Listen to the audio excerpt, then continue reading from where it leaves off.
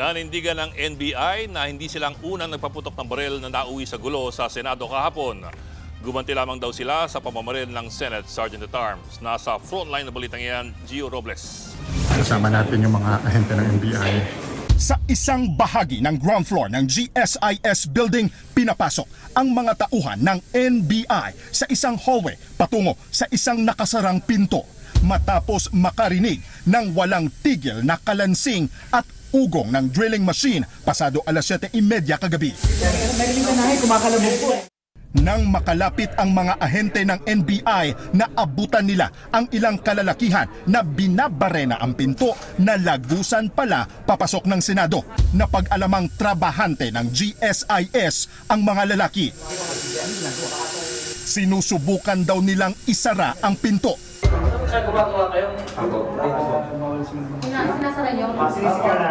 Ilang minuto ang nakalipas, dito na kami nakarinig ng sunod-sunod na putok.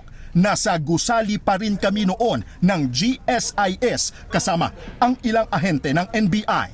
Kahit ang mga ahente hindi alam kung saan galing ang putok.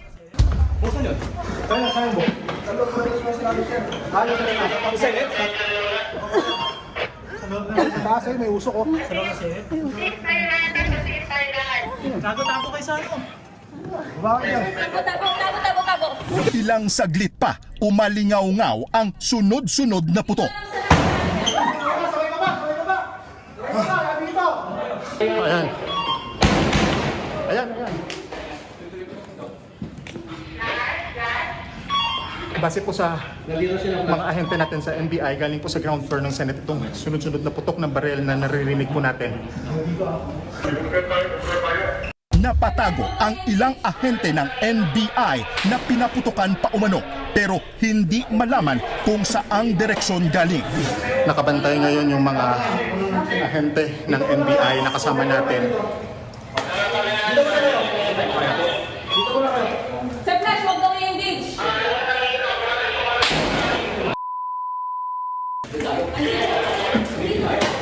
Sa mga puntong yon, nanatili pa rin kami sa gusali ng GSIS hanggang sa nakasalubong namin ang iba pang ahente na nakadeploy din sa gusali. Sabi ng isa sa kanila, mismo si Senate Sergeant-at-Arms Mau Aplaska ang unang nagpaputok. Tumutok ng tatlo pa atras. Pero ako. Saan kayo sir? Di ba sa Pilikanda? Sa kantin. Oo, dito sila lumabas sa kayan. Yung pintuan ng Pilikanda. Ayon sa NBI agent, nasa bridgeway sila ng ikalawang palapag ng GSIS building nang biglang paputukan siya mismo ni Aplaska nang lumabas ito sa isang pintuan mula sa Senado. Siya nang una, nakamahaba siya,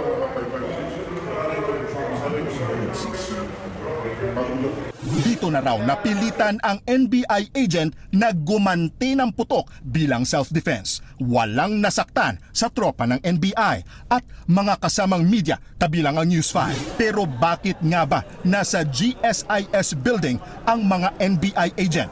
Ayon kay NBI Director Melvin Matibag, humingi mismo ng tulong sa NBI ang pamunuan ng GSIS para i-secure ang gusali nito. Wala sa plano nilang hulihin si Senator Bato de la Rosa kagabi. Well, yung request po kasi sa amin na sulat na aking natanggap ng alas 5:08 PM po kahapon mula po kay GM Vic Veloso is to secure and panatilihin po yung kapayapaan and peace and order. So pag may request pong ganun, talaga pong nakabihis naman po ng ano tawag dito, yung pong kanilang ordinary gear na ganyan, dala po talaga yung mga ganyan na arms, ano po. Pinaliwanag din ni Matibag ang drilling sa pintuan na lagusan papasok ng Senado. Mismo si GSIS General Manager Vic Veloso raw ang nag-utos nito. Ang nagdi-drill po, tinatanggal po nila yung lock because the access from the Senate going to GSIS, yung susi po, ang report po sa akin ni GM Veloso is nandoon po sa Senate. Ang gusto po niya, isara po yung lugar na yon. Kasi nga po, labas-masok na raw po ang iba't ibang tao, hindi na po masecure yung lugar at yung mga employee. Nagbabalita mula sa frontline, Gio Robles, News 5. Mga kapatid, Ed Lingaw po, maging maalam at may pakialam sa mga napapanahong balita sa ating bansa.